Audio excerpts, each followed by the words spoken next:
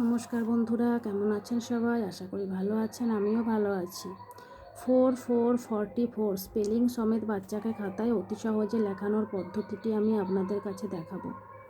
যদি ভিডিও ভালো লাগে অবশ্যই লাইক করবেন। 4444 এরপর স্পেলিংটি লিখতে হবে FORTY 44 FOUR। এবার স্মলে লিখতে হবে FORTY FOUR।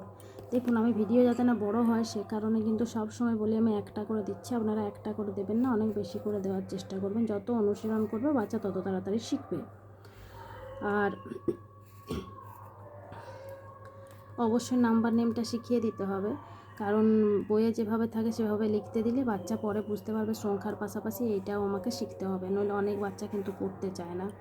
অনেক কেন বলবো, সব বাচ্চাই প্রায় পড়তে চায় না। যদি ভিডিওটি ভালো লাগে অবশ্যই একটি লাইক করবেন।